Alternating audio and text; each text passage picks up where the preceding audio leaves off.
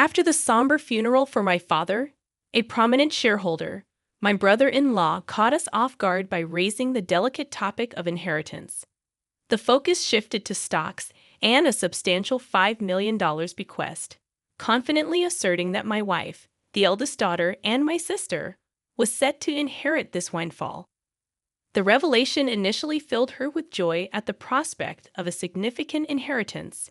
However, their excitement was short-lived when the family lawyer delivered the disheartening news that my brother-in-law had no legitimate claim to the inheritance.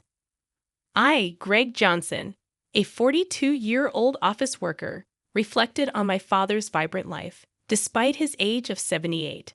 He remained full of vitality, actively engaged in his work.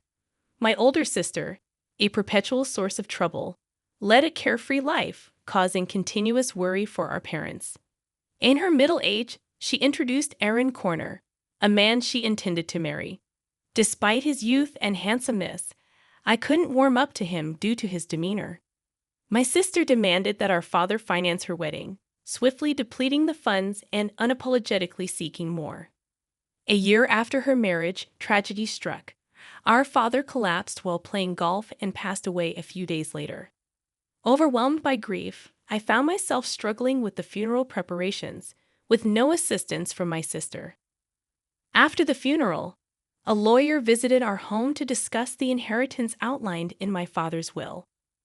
While my mother and I were already aware of its contents, my sister and brother-in-law were oblivious until then. They shockingly claimed that the stocks and the $5 million inheritance should go to my wife. Stunned and speechless, my mother and I were taken aback. The lawyer corrected them, revealing that my brother-in-law had no right to inherit. Surprised and disappointed, my sister and her husband expressed disbelief and shock. The lawyer dropped another bombshell. My sister and I did not share the same father. This revelation left my sister furious, demanding an explanation from our mother, who wore an indescribable expression. The long-held family secret had finally come to light, leaving my sister shaken and seeking answers. "I'm sorry," our mother managed to say amidst the shaking emotions. "You are the child of my previous husband." Since childhood, my sister had teased me, claiming that Dad loved her more. Now faced with the truth, she seemed unable to accept it. However, she quickly shifted her stance, suggesting that if she was adopted, she would still have inheritance rights. Aaron chimed in, agreeing with her, yet our mother firmly denied any adoption, causing disbelief. "I'm the eldest daughter, and even Dad said so," my sister angrily declared, glaring at me in response. I felt my anger intensifying as I countered my sister's insatiable desire for more, despite the considerable amount of money our dad had already given her. My brother-in-law chimed in, supporting her claim and stating that it's natural to spend money on one's daughter. However, the lawyer intervened, drawing attention to the questionable spending, including debt repayment, and suggested reviewing the will. My sister panicked, claiming ignorance about any will. It turned out that our father had wanted to discuss and decide the contents with the family, but she had skipped it for frivolous reasons. When the lawyer proposed reviewing the will, my sister and her husband reluctantly agreed. The will clearly stated the transfer of property to my mother and me, explaining why my sister was not adopted. Her mistreatment of me and reckless spending had disappointed our father, realizing she had no right to the inheritance. My sister was visibly shocked, and her brother-in-law, who had initially supported her, suddenly changed his tune, accusing her of lying and abruptly leaving the room. In her anger, my sister blamed our mother for not asking to have her adopted, claiming it was unfair that only Mom received the inheritance. Frustrated, she cried and screamed, expressing her disappointment. Despite my sister's outrageous behavior, the lawyer remained calm, explaining that as the biological son, I had the right to receive it all. Before things escalated further, he warned that the police might need to be involved if the situation continued. My sister appeared startled by the mention of the police, given her history of repeated theft. As my mother spoke tearfully to her, she clicked her tongue and left the room. Half a year passed, and the inheritance proceedings were completed without issue. Despite some grumbling from my sister and brother-in-law, they couldn't stand against the lawyer's efficiency. My mother gave my sister a small amount of money, but I had no intention of interfering. The frustrating part for our family was that the two had disappeared. Their blatant greed was so evident that even our relatives were lost for words. One day, my wife suggested that my mother, daughter, and I go out to eat. Since my father's passing, our mother had been down, but she showed smiles when with her granddaughter. I suggested to my mother, "Why don't you live with us?" But you know, Rook still comes home occasionally. Sis only comes around to beg for money, doesn't she? How long does she plan to keep this up? The reason my mom defends my sister is that she is her blood-related child, and there might be concern that if we visit our family home, my sister might cause trouble again. Understanding that, I told her to take her time thinking about it and then drove my mom to our family home. Upon arrival, we encountered something unexpected. The lights were on in our supposedly empty home. It wasn't the time for the helper to come, so we were puzzled. I parked the car, suggesting, "Let's go up and have some coffee with Mother." We got out of the car and headed to the entrance, but the moment we approached the door, a car came rushing in. "Mom, watch out." Hearing my daughter ahead of me, I shielded my wife with my body. The car just grazed me, and I managed to dodge it, but I collided with a nearby flower bed, injuring myself badly. The car stopped after hitting the garage door. "Are you okay, Dad?" My wife and daughter rushed over, supporting me. Mother was trembling in shock at the sudden event.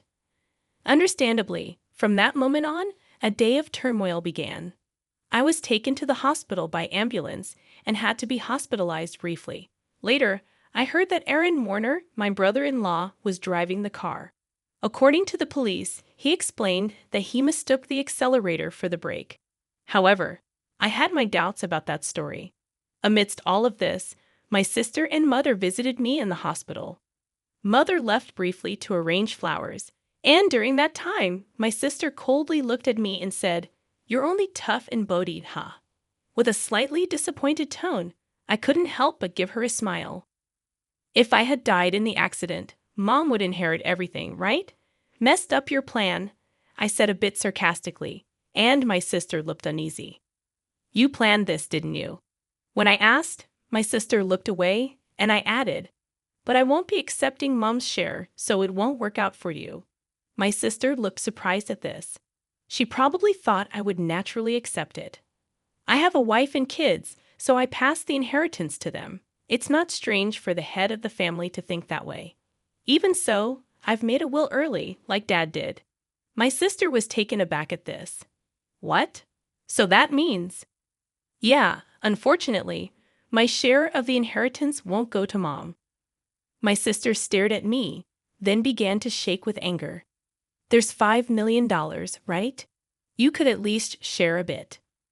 When I immediately refused, my sister furiously grabbed my collar. "I'm your sister. We should split it." Whether it was the amount of the inheritance that drove her mad, she continued to scream in a very aggressive voice. I felt pity for my sister. It's that greedy attitude that disappointed Dad. Don't you get it? My sister's face turned even redder, and she grabbed my neck. "Bro, stop it." Mother, who had just returned, scolded her loudly. Then the nurses, called by the nurses' call button, arrived and escorted my sister out of the room. Mother seemed to want to protect my sister, but my sister had lashed out at her too. As she left, she asked, "Why did she turn out like this?" Hearing Mother say this sadly, I felt a pain in my heart. Later, Mother's health deteriorated, and she fell off, gradually weakening. My wife and I started visiting the family home more frequently to support her, but this seemed to upset my sister. Probably she encountered my wife when coming to ask for money or heard about it from Mother. One day, my sister called my cell phone. "From now on, we will take care of Mom. You guys don't need to come. Watch this." All of a sudden, however, my sister wasn't listening and said, "We've already decided," before hanging up. My wife told me she had been turned away by my sister. Too concerned about how my sister, who had no experience in household chores or living, would manage, I quickly contacted Mother. To my surprise, I found out that my brother-in-law had experience in caregiving. Mother was still independent, not yet in a worrying state. This reassured me. However, within just a month, Mother was rushed to the hospital in an ambulance. It was said to be due to a medication dosage error.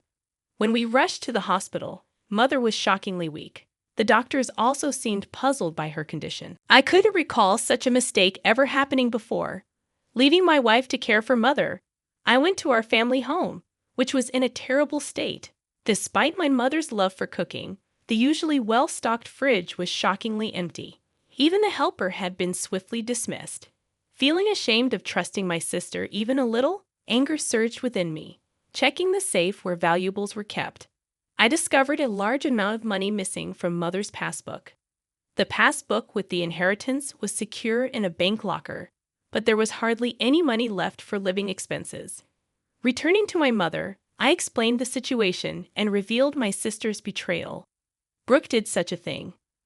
Mother seemed unaware of the passbook issue and showed a shocked expression. When asked about the medication error, she explained that my brother-in-law had prepared it and looked troubled. Mom, I don't think you should let them into that house. They claimed they would take care of you, but the state of that house was the worst. And you've gotten so frail. Haven't they been feeding you properly? Speaking with concern, I hung her head. Mom, let's live together. I'll build a new house, and we can live there together. Moved by my suggestion, Mother shed tears. However, her condition continued to worsen. Despite the doctor's best efforts, they, along with my sister, seemed to weigh heavily on her. Ultimately, Mother passed away without recovering. When I went to the family home for the funeral, all the valuable items had disappeared. It seemed that my sister and brother-in-law, in need of money, had taken them. Standing in the desolate place, I was overcome with anger. I had to find a way to make my sister take responsibility for Mother's sake and as atonement for what she had done. I resolved to do something. The day after Mother's funeral, my sister and I met at the lawyer's office to discuss the inheritance.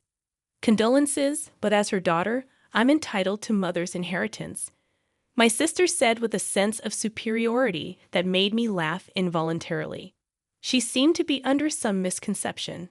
Let's open the will then. As the lawyer revealed the contents of the will, my sister turned pale. You're joking. Why, bro? You are not entitled to any of the inheritance. This is in accordance with Dad's wishes. My brother-in-law started to get angry, but the lawyer had nothing else to say except repeat the same thing. This must be a mistake. Bro is her child, isn't she? My brother-in-law suddenly became furious, throwing things off the table. Are you trying to trick us? We won't let you get away with this. Give us the inheritance now. Aaron, you planned to kill Mother, didn't you? When I asked, my brother-in-law glared at me unpleasantly. Oh, I wouldn't do such a thing. Then why did the medication error occur? My brother-in-law appeared annoyed. I don't know anything about that. It's impossible that I can't inherit. You must have done something. My sister was getting more agitated. Now I'm even behind on my condo payments. I was shocked. She hadn't rushed to Mother's side after hearing of her death because she was busy with such matters, hoping for the inheritance. Really, there's nothing left. My sister pressed the lawyer. That seems to be the case. Let me explain in detail. The lawyer explained the details of the inheritance. Ultimately, after deducting what my sister had withdrawn and sold, there was hardly anything left for her to inherit. My sister held her head in dismay. I had discussed this in advance with the lawyer. I found satisfaction with the outcome. Stop joking. There can't be so little. My mother and I hadn't told my sister, but most of Mother's property had already been distributed to my children, her grandchildren. Therefore, there was already little left to inherit. However, my sister kept murmuring her dissatisfaction. I felt nothing but resentment towards my sister, who had lived off the money given by Father and now Mother, thinking she could rest easy knowing I would take care of her. But you just took her money. You are a true disgrace to our parents. I raised my voice in frustration. Caring for someone costs money, you know. Don't you understand? Then show me the receipts for what you spent on mom's care. I'll cover any necessary expenses. As I extended my hand, my sister turned pale and was at a loss for words. I threw those away. That's not good. Without receipts, it can't be proven as evidence. Hearing the lawyer's words, my sister struggled to find a response. During this, my brother-in-law tried to calm me down. Greg, your sister is in a tough spot. Maybe you could help her out a bit as family. I cannot. My immediate response left my brother-in-law speechless. I've been hurt by my sister for a long time. Frankly, I feel like it's karma, but you're the only siblings, maybe just a little. He tried to say more, but I refused. I was filled with anger, and so was my brother-in-law, apparently. Dan, if that accident had worked out, Rook would have had the entire inheritance. What accident? Before I could ask, my brother-in-law started talking on his own. Because of this brother, things didn't go as planned. I was supposed to get a new car, but now there's barely enough money left even for repairs. My sister tried to stop him, but it was too late. That's a pretty serious statement. You could be accused of fraud. The lawyer held a recorder, smirking at my sister and brother-in-law. What the heck? Isn't that against the rules to do that? You agreed to our conversation being recorded at the beginning, didn't you? Called out by his own words, my brother-in-law's face turned pale. To him, I had one thing to say. Aaron, I will be pressing charges about that accident. Don't joke. Where's the evidence? The evidence has just been provided by you. My sister, crying, began to hit my brother-in-law. You idiot! It's all your fault. Why did you say that? Later, my brother-in-law faced legal consequences for his actions. Additionally, unresolved suspicions about his past emerged, requiring police involvement. For some time, my sister, as an accomplice, was said to face lesser charges. However, struggling with her condo payments, she was turned away by relatives when she asked for money. In contrast, I chose to work earnestly and not rely on inheritance. Now, receiving stock dividends has become a small pleasure in my life. In the aftermath of the legal proceedings, the rift between my sister and me widened. The family bonds that were already strained became nearly non-existent. Despite her attempts to seek support from relatives, my sister faced a cold shoulder and her financial struggles continued. Meanwhile, I focused on building a stable and fulfilling life for my own family, working diligently. I found solace in providing for my wife and children without relying on the tumultuous inheritance battles that had plagued us. The stock dividends became not just a financial benefit, but a symbol of my commitment to a more secure and principled life. Over time, my sister's situation didn't improve. The consequences of her actions weighed heavily on her, both financially and emotionally. It became a stark reminder of the importance of responsible choices and the lasting impact they can have on one's life. As the years passed, I held no ill will towards my sister, recognizing that everyone faces their own battles and makes their own choices. Still, the events that unfolded served as a powerful lesson about the significance of integrity, responsibility, and the enduring consequences of one's actions. In the midst of the turmoil, I found strength in forging ahead with resilience, determined to create a future that wasn't tainted by past misfortunes. The dividends, once a mere financial gain, evolved into a testament to the enduring power of personal growth and the ability to rise above adversity. Life moved forward, and I embraced the opportunities to thrive, leaving behind the shadows of familial discord. The lessons learned from this chapter of my life became an integral part of shaping my values and decisions, ensuring a legacy built on principles rather than the pursuit of material gain. In the end, it was not the inheritance that defined my journey, but the choices made along the way. Choices that led to a life grounded in authenticity, resilience, and a commitment to building a better future for those I cared about the most.